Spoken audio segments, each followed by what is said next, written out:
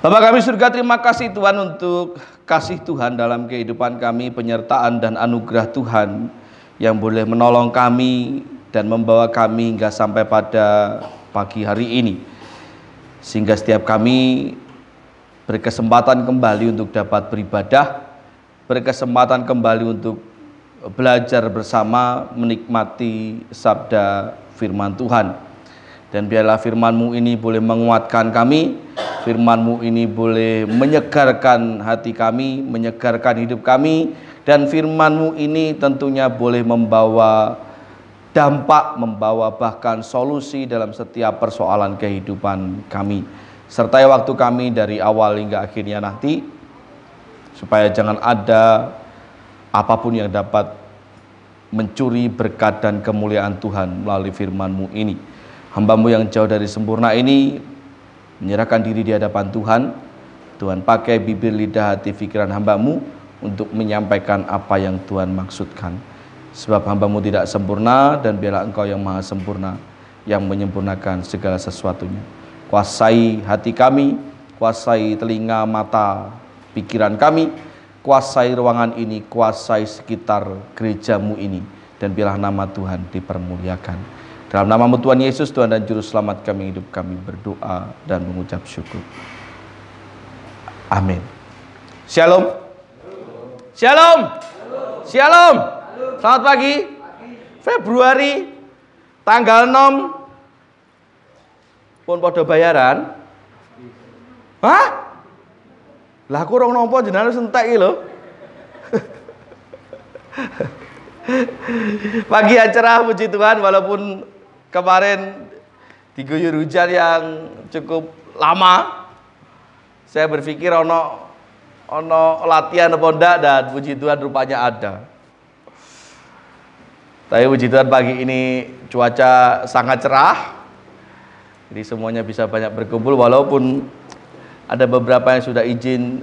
Mbak Vera masuk pagi, Bu Mei tugas negara, izin isu-isu subuh-subuh izin saya. Jih, saya bilang gitu. Tapi tidak mengurangi berkat sukacita Tuhan, karena pagi ini kita akan kembali belajar bersama-sama tentang kebenaran firman Tuhan. Dan saya memberikan tema pada bulan ini sesuai mengambil momentum tentang bulan Februari. Itu umumnya cah nom-nom bakong bahti. Cah nom-nom itu lah Februarinya biasanya Valentinan. Tahu Valentinan toh? Wes sering toh?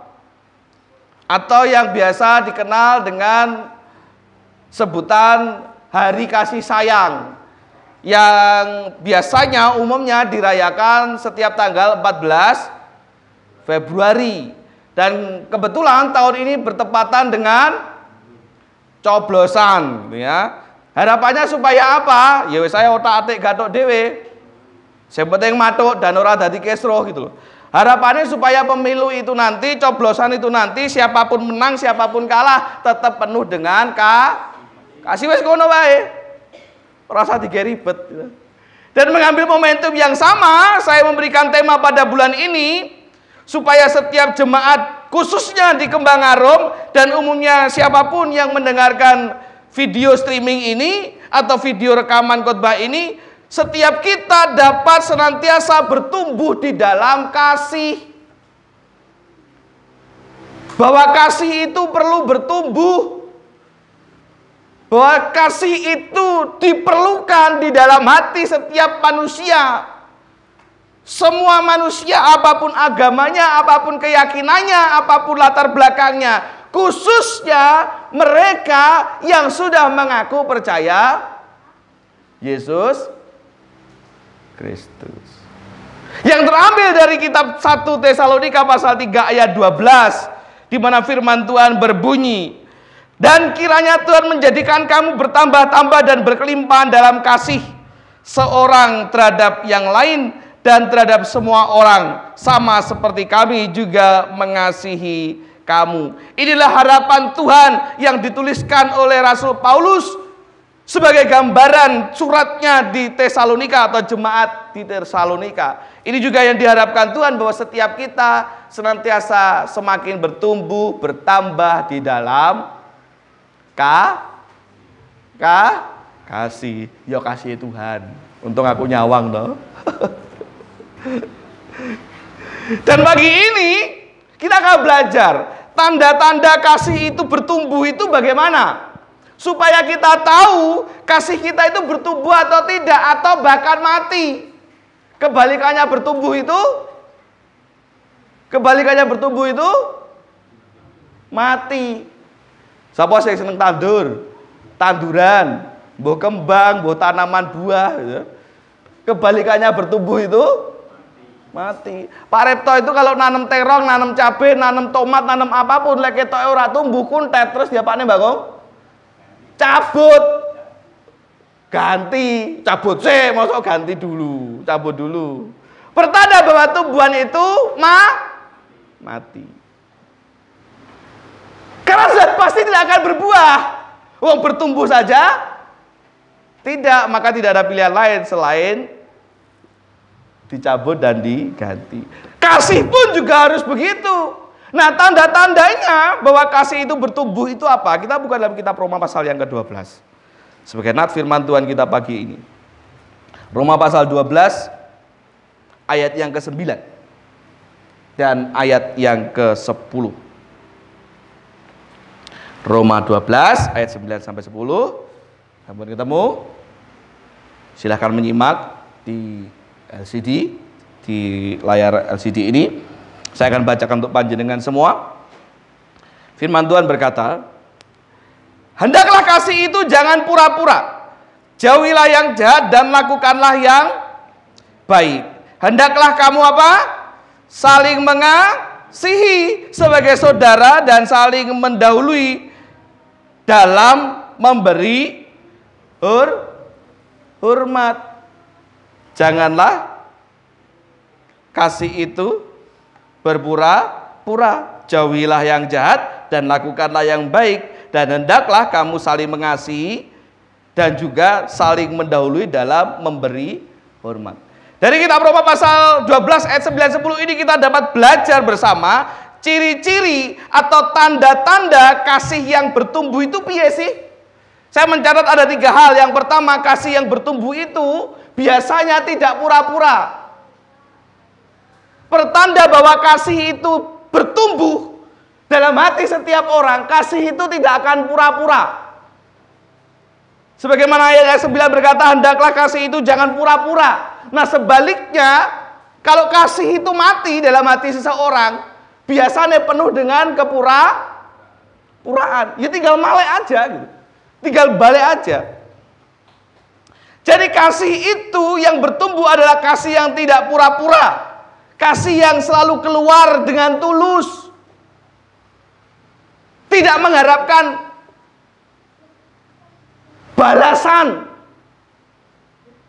Yang hanya mengasihi orang yang mengasihi dia. Sekali lagi saya ulangi. Kasih yang tidak pura-pura itu tulus. Kalau hanya mengasihi orang yang mengasihi kamu, begitu kata firman Tuhan, semua orang pun bisa.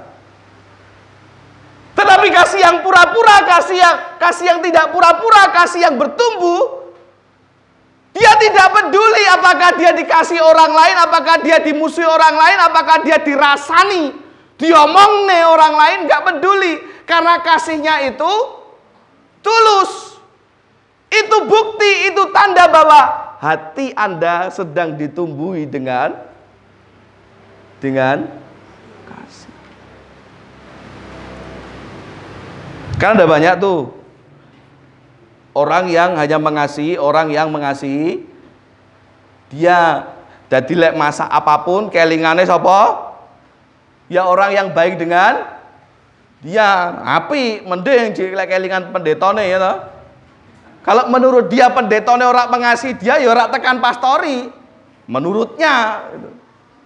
Tetapi kasih yang tidak pura-pura itu, kasih yang bertumbuh itu, yang tidak peduli apakah dia mendapatkan kasih dari orang itu atau tidak. Justru semakin orang itu jahat kepada kita, semakin kita harus mengasihi. Karena begitulah cara kerjanya Tuhan. Ya. Mereka yang menyeret Kristus, mereka yang menganiaya dia sepanjang perjalanan menuju bukit Golgota. Mereka yang terus menghujani dengan hujatan, dengan cacian. Mereka yang tega memaku tangan dan kakinya di atas kayu salib. Yang menusuk lambungnya, Yesus katakan apa?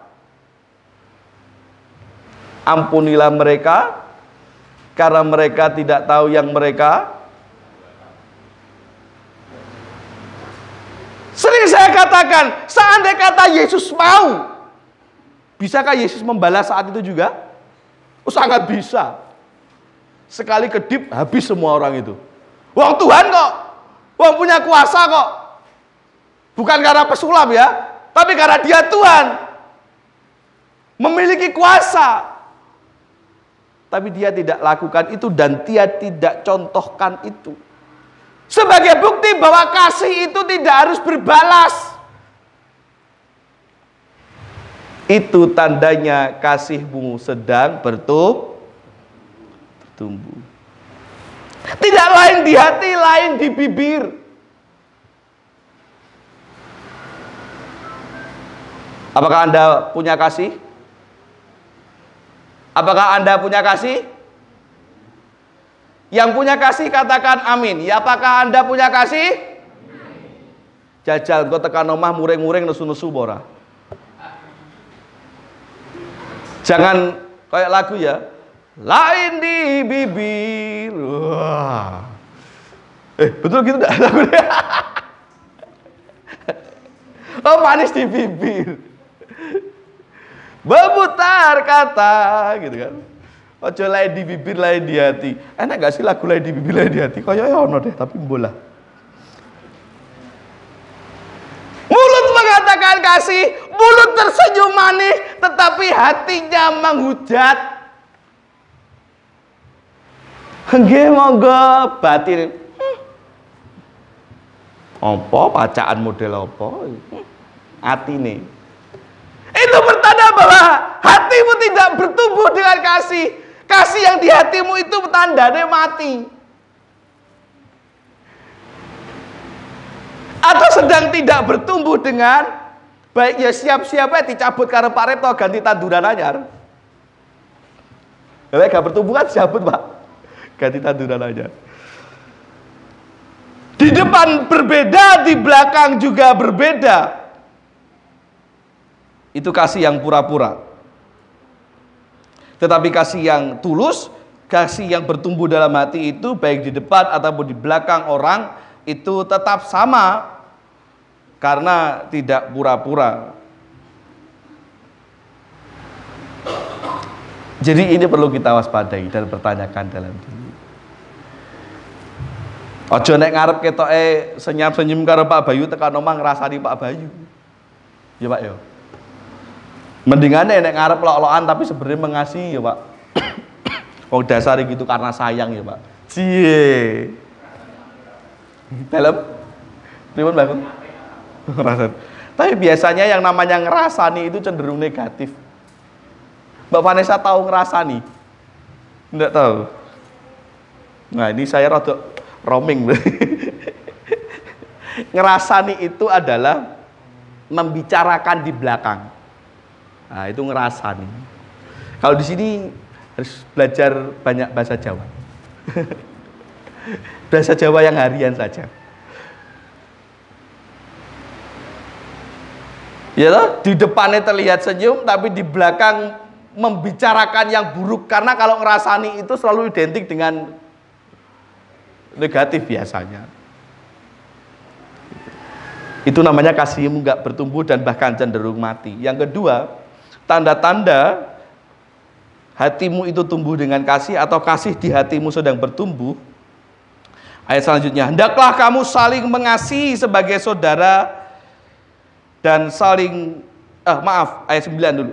Hendaklah kasih itu jangan pura-pura, jauhilah yang jahat dan lakukanlah yang baik. Kasih yang bertumbuh di dalam hati itu tondo-tondone bahwa kasih itu akan menjaga hidupnya tetap murni.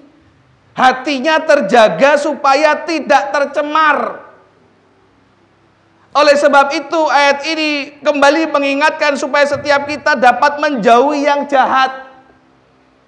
Kasih yang hidup, kasih yang bertumbuh, kasih yang tidak mati, dia akan tetap menjaga dan terjaga supaya tidak tercemar, terkontaminasi, tertular virus-virus penyakit hati. Contohnya iri. Tetangganya beli kulkas, pengen beli kulkas. Padahal nek omah kulkas wis numpuk ono 3. Padahal di rumah kulkas sudah ada 3. Saya butuh translator ini. Iri. Di Manado ada enggak yang suka iri gitu? Tetangganya beli motor, besok merayu. Lek anak yang ngerayu bapaknya, lek istri yang ngerayu suaminya, pokoknya besok kudu beli motor. Lah kenapa? Karena tetangga juga beli motor.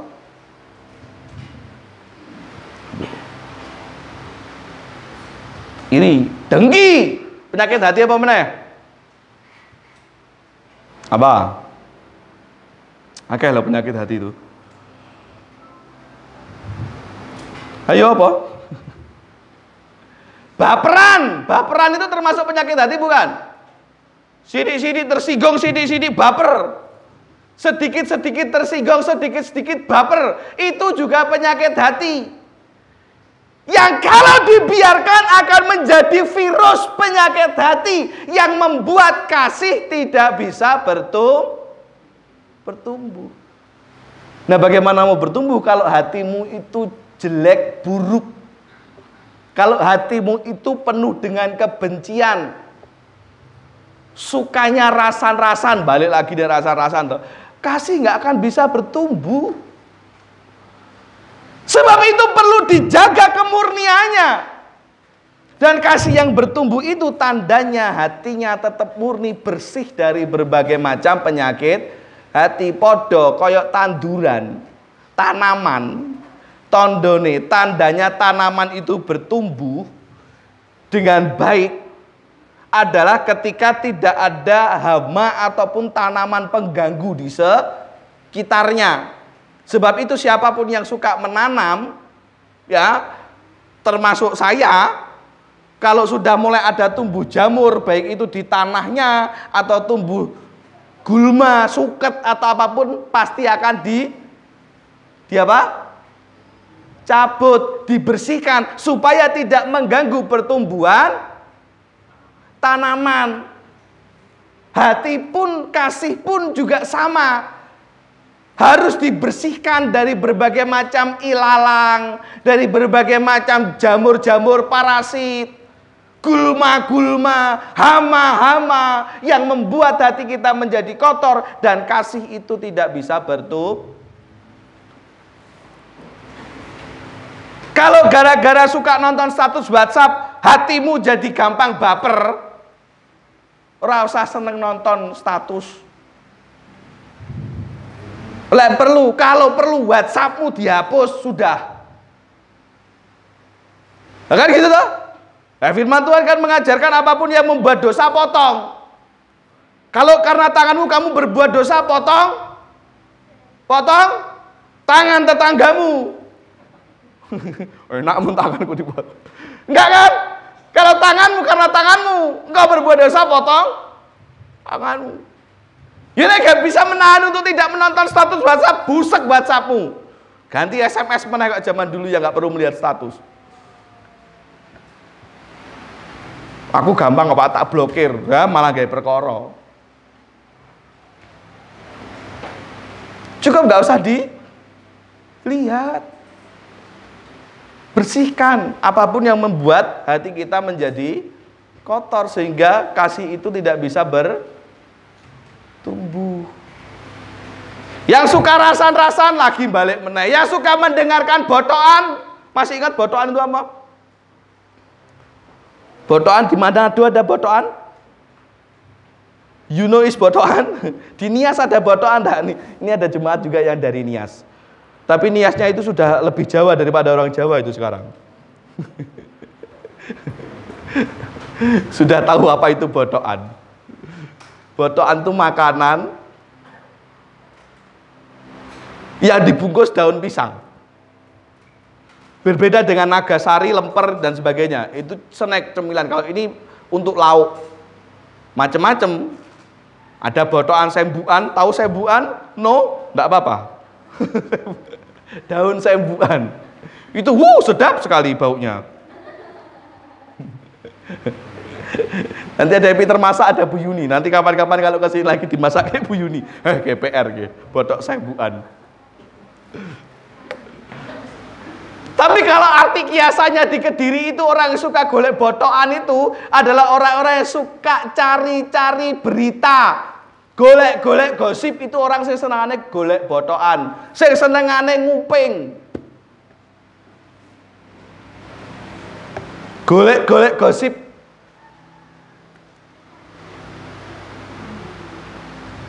Pak, aku nggak sengaja, aku dijak, Pak, dijak cerita, Pak. Ya dengarkan saja, gak usah ikut mengomentari. Nggak usah malah tambah-nambahi, ngompori. Jeng tak kandani.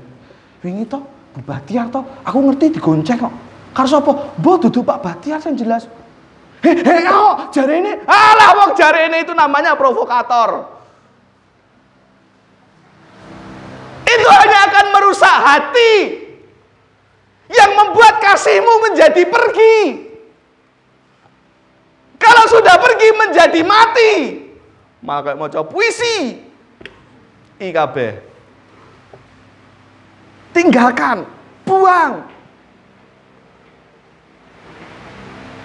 Ya khususnya ibu-ibu. Ben apa adanya saja saya bilang. Jarang ada bapak yang suka rasan-rasan. Kecuali bapak dengan mulut ibu-ibu. Nah, bisa rasan-rasan. Nah ya toh. Kan jenengan sudah sering dengar toh kalau wanita itu kata-kata per hari yang dikeluarkan lewat mulutnya lebih banyak. Itu sesuai penelitian. Berbeda dengan laki-laki. Makanya kalau wanita itu lebih doyan ngomong, lebih doyan rasan-rasan ya memang kodrate. Tapi kalau ada laki-laki yang kenyih, tahu kenyih? Kenyih tahu? Hah? Ceriwis? Kakean ngomong? Apa cerewet? Sedengane rasan-rasan ya berarti mulutnya mulut. Betul. Pak Yule sedengane ngomong, iki kerja. Engko lek khotbah meneng ae ya lucu nanyep no. Beda ya, bedakan. Walah Pak Yunus rak khotbah senengane ngomong. Bojoku lek kadung nek gereja dulu zaman Bu Yuni almarhum. Pak Bayu kalau sudah di gereja lali wayah, lali wektu. Bu, aku yo ngerasaku ngono sampai aku turu ra iso aku. Berarti terjawab toh bukan saya doyan ngomong, Pak Bayu. Ora, Pak. Enggak tahu kenapa kalau kita ngobrol kadang lupa wayah ya, Pak. Memang seperti itu. Ya ada saja yang dibicarakan. Jadi apa kok tekan kuwi mau malian? Jaga hatimu. Kalau ada yang ngajak ngerasani udah senyumi aja, enggak usah malah nambahi. Itu akan membuat hatimu berpenyakitan sehingga kasihmu tidak bisa bertumbuh. Loh kenapa Pak? Apa salahnya rasan-rasan Pak? Ketika engkau ngerasani, engkau akan terpancing untuk semakin membenci orang yang kamu rasani. Kalau sudah terjadi seperti itu ya siap-siap kasihmu dicabut karo Pak Reto ganti tanduran tomat. Wis mati ya cabut bae. Ya. Begitu juga dengan kasih, supaya harus bertumbuh perlu tetap dijaga supaya tidak terkena penyakit-penyakit hati seperti iri, dengki, prasangka buruk, baper dan lain sebagainya. Itu yang kedua. Yang pertama tadi, kasih yang bertumbuh itu tanda-tandanya dia tidak pura-pura. Yang kedua, dia tetap terjaga dan akan semakin murni kasihnya. Yang ketiga, tanda-tanda bahwa kasih itu bertumbuh, bahwa kasih itu akan terwujud di dalam tindak. Tondo-tondo nih, tanda-tandanya orang itu punya kasih dan kasihnya bertumbuh itu apa? Gampang kok, lihat aja dalam tindakannya. Lihat aja dalam kehidupan sehari-harinya. Mustahil orang ngomong saya punya kasih, kasih saya bertumbuh, tapi punya pohon rambutan diminta rambutannya bengok-bengok, ngomel-ngomel, dia tidak punya kasih. Karena kasih itu akan selalu terwujud dalam tindakan. Disadari ataupun tidak disadari, disengaja ataupun tidak disengaja, kasih itu akan terwujud dalam tindakan. Maka dari itu, tadi dalam kitab Roma pasal yang ke-10, perintahkan kepada kita supaya setiap kita itu saling mengasihi satu dengan yang lain, saling mendahulilah di dalam memberi hormat, saling berlomba-lombalah untuk dahulu memberikan kasih, mewujudkan kebaikanmu kepada orang-orang sekitarmu. Itu tandanya kasihmu sedang bertumbuh. Tapi kalau engkau jadi orang itu pelit, senengane besengut koyok kates, besengut tahu. Dek Manado ada besengut juga toh, Burip toh, contohkan besengut, oh sik watuk. Besengut gimana Mbak tadi koyok kates? Nanti tanya Bu Ripto, Bu, besengut itu yang gimana kayak kates? Saya waduh. Ya, itu kasih yang tidak diterapkan. Ya podo karo kasihnya tidak sedang bertumbuh.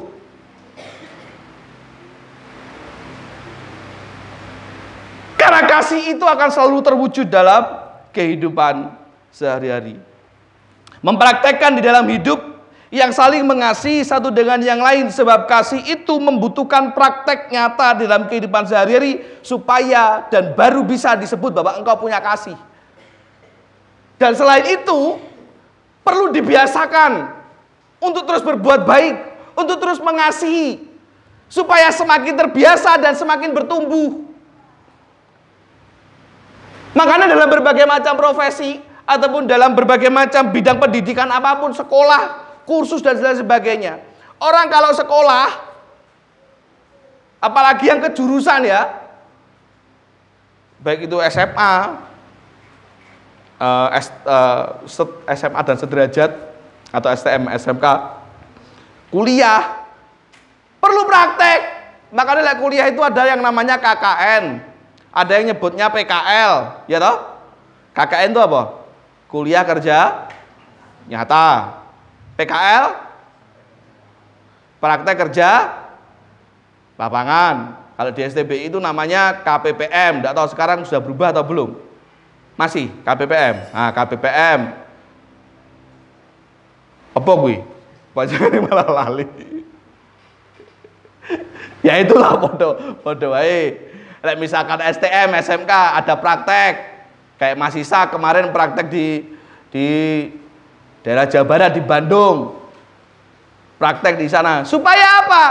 Supaya makin lancar, supaya makin mahir. Tidak hanya untuk sekedar menunjukkan iki loh aku punya skill, tidak, tetapi perlu dibiasakan supaya makin mahir. Pak Eko ini bisa main musik. Coba 1 tahun nggak usah main musik, nggak usah ngiringi, nggak usah apapun, nggak usah main musik. Tambah pinter enggak? Sing ngono malah tambah lali. Wes gak usah nyentuh apapun yang berkaitan dengan musik, gak usah. Apakah tiba-tiba ketika 1 tahun kemudian main musik di gereja jadi makin ahli gitu ya? Sampai mau mainin ngene pianone mau sakmene main tekan kowe ngene ngono. Mungkin aja ya karena saking suwine gak main musik jadi lali, pianone ngene main ngene. Tidak bisa. Penerapan itu harus setiap hari. Supaya tidak hanya menunjukkan bahwa wah, Pak Eko bisa main musik, tetapi supaya mengasah dirinya menjadi semakin baik, semakin bertumbuh. Nah, tanda-tanda kasih yang bertumbuh, dia perlu dipraktekkan, dapat dilihat dalam kehidupannya setiap hari. Supaya tidak hanya dilihat bahwa oh Pak Tuk punya kasih, tetapi Pak Tuk sendiri pun merasakan bahwa kasihnya semakin bertumbuh. Maka daripada itu jangan berhenti menjadi orang baik kepada siapapun. Bahkan tidak hanya kepada saudara seiman, kepada siapapun. Supaya kasihmu itu makin bertumbuh. Ya tak? Jangan suka pilih-pilih orang. Oh sengki aku seneng, sengki gak seneng. Yang ini saya cocok, yang ini saya tidak cocok. Kasihmu nggak akan bertumbuh. Tapi lakukanlah, praktekkanlah kasih itu kepada siapapun. Ya loh? Kalau ada anak-anak gitu kadang suka protes, oh papa itu pilih kasih gitu. Lo enggak pilih kasih. Tetapi kadang ada orang memang yang tidak bisa diberi kasih. Ya sudah, tetaplah berbuat baik. Dihargai ataupun tidak dihargai, tetaplah lakukan dengan penuh kasih. Supaya kasihmu makin bertumbuh. Agar makin lama, makin terbiasa, dan makin bertumbuh di dalam kasih. Sebagai penutup dan kesimpulan, bahwa kasih yang makin bertumbuh itu menunjukkan bahwa dalam diri kita mengalami perubahan hidup dan terus bergerak dan makin maju dalam kedewasaan. Tondo-tondone jenengan makin maju, jemaat Kembang Arum makin maju. Sebagaimana tema tahun ini, tetap bergerak dan terus maju. Tondo-tondone apa? Ketika kasihmu pun ikut bertumbuh. Kalau sing senengane mutungan tetap mutungan, sing senengane nesu tetap nesu, sing senengane iri tetap iri, berarti Anda tidak sedang bergerak dan tidak akan pernah untuk maju.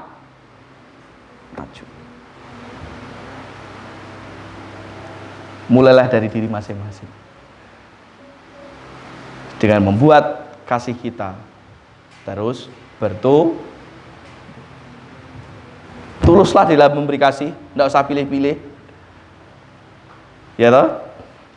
Jaga hatimu supaya tetap murni. Hilangkan berbagai macam penyakit-penyakit hati dan praktekkan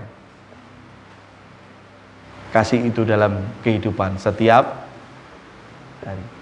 Maka kasihmu akan semakin bertumbuh sebagaimana yang dikehendaki oleh Tuhan. Biar ini menjadi berkat buat kita semuanya, yang membawa kita semakin hari semakin penuh dengan kasih Tuhan. Tuhan Yesus memberkati kita. Kita akan duduk kepala dan berdoa. Bapa kami di surga, hamba-Mu sudah selesai berbicara. Dan kini biarlah Roh Kudus-Mu yang memberkati setiap hati dan pikiran kami, setiap jemaat-Mu sekalian baik di tempat ini, maupun siapa saja yang menyaksikan streaming, juga rekaman khotbah ini. Mereka terus bertumbuh di dalam kasih, mempraktekkan dalam kehidupan setiap hari, supaya siapapun yang hidup bersama-sama dengan mereka, siapapun yang melihat mereka, mereka melihat kasih itu dalam hidup mereka terus bertumbuh, dan mereka melihat ada Yesus Kristus yang mengontrol kehidupan mereka. Dan nama Tuhan dipermuliakan dalam hidup pribadi lepas pribadi kami sekalian. Terima kasih Tuhan. Mohon ampun atas segala ketidaksempurnaan dan keterbatasan hamba-Mu. Tuhan yang Maha Sempurna menyempurnakan segala sesuatu. Dalam nama-Mu Tuhan Yesus kami berdoa dan mengucap syukur. Amin.